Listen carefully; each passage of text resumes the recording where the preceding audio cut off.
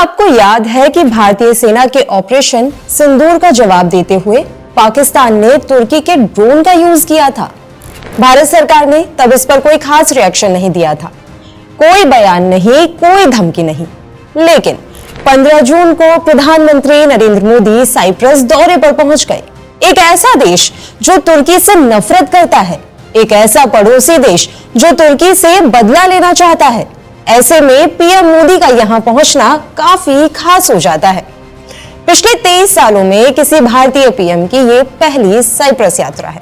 इससे पहले 1982 में उस समय की पीएम इंदिरा गांधी और 2002 में अटल बिहारी वाजपेयी यहां पहुंचे थे। साइप्रस ने हमेशा से ही भारत का सपोर्ट किया है, फिर चाहे कश्मीर का मुद्दा हो या फिर आतंकवाद पर भारत का सख्त रुख।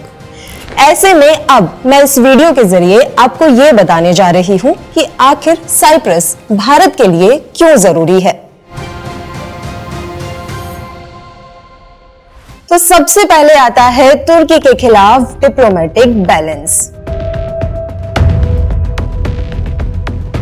साइप्रस और तुर्की की लड़ाई लंबे समय से चली आ रही है, खासकर नॉर्थ साइप्रस पर तुर्की के कब्जे को लेकर। साइप्रस का तुर्की से पुराना कॉन्फ्लिक्ट रहा है, जो 1974 के तुर्की अटैक के बाद डिवीजन की वजह से हुआ। दोनों के बीच संबंधों में काफी खटास है। तुर्की लगातार कश्मीर मुद्दे पर भारत के अगेंस्ट स्टेटमेंट देता रहा है और पाकिस्तान के साथ अपने मिलिट्री और पॉलिटिकल अलायंस को बढ़ाता रहा है। वहीं साइप्रस का रुख हमेशा से ही भारत के सपोर्ट में रहा है। ऐसे में भारत साइप्रस के मजबूत होते रिलेशंस को तुर्की के खिलाफ डिप्लोमेटिक बैलेंस के तौर पर देखा जा रहा है। इसके साथ ही ग्लोबल ट्रेड की पॉसिबिलिटी के लिए भी ये काफी जरूरी है। अब इस कड़ी में हम जानेंगे वो दूसरा कारण जिसकी वजह से साइप्रस भारत के लिए जरूरी होता जा रहा है। साइप्रस को मेडिटेरियन सी यानी कि भूमध्य सागर और यूरोप में एंट्री का गेटवे कहा जाता है। ये सीरिया और तुर्की के पास है। जियोग्राफिकली एशिया में होने के बावजूद इसे यूरोपीय संघ के मेंबर का स्टेटस मिला हुआ है। यही वजह है कि यूरोप के साथ कांटेक्ट बनाने में भारत के लिए स्ट्रेटेजिकली काफी इंपॉर्टेंट है। साइप्रस भारत के लिए बिजनेस, इन्वेस्टमेंट और स्ट्रेटेजिक डायलॉग को लेकर भी खास है। ईयू के साथ एफटीए यानी कि फ्री ट्रेड एग्रीमेंट की पॉसिबिलिटीज में साइप्रस हमारे लिए हेल्पफुल हो सकता है। वो कैसे, इस बारे में डिटेल में समझते हैं। साइप्रस भारत के लिए इन्वेस्टमेंट हब रहा है।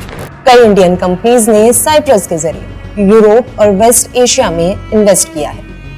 इकोनॉमिकली और लीगली साइप्रस इन्वेस्टमेंट के लिए भारत के लिए हमेशा से ही फायदेमंद रहा है। इन सब के अलावा साइप्रस के साथ मजबूत रिश्ते India middle east Europe corridor को लेकर भी एक इम्पोर्टेंट रोल प्ले करेंगे। तो बात यह है कि साइप्रस उस कॉरिडोर का हिस्सा है जो भारत को यूरोप से जोड़ेगा और India middle east Europe corridor के थ्रू ईस्ट वेस्ट कॉन्टैक्ट को मजबूत करेगा। इसके साथ ही यूरोपीय संघ के मेंबर के रूप में साइप्रस भारत के इंटरेस्ट की वकालत करने में इंपॉर्टेंट रोल प्ले कर सकता है। और अब आखिर में बारी आती है पेट्रोलियम हब की। साइप्रस भूमध्य सागर में है, जहां गैस तेल रिसोर्सेज की पॉसिबिलिटीज है। साइप्रस की जियोग्राफिकल कंडीशन भारत को मिडिल ईस्ट और यूरोप के बीच एक स्टेबल कॉपरेशन दे सकती है।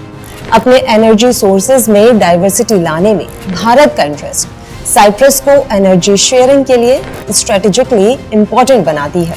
अब ऐसे में पीएम मोदी को साइप्रस के highest civilian honour grand cross of the order of Makarios III से सम्मानित किया गया है, जिससे ये क्लियरली दिखता है कि दोनों देशों के बीच ये जो दोस्ती है वो कितनी गहरी है और इसका सीधा असर पाकिस्तान के दोस्त बने तुर्की पर दिखाई देगा। इसी तरह की और इंटरेस्टिंग वीडियोस को देखने के लिए लिट्टी चोखा को सब्सक्राइब करना ना भूलें।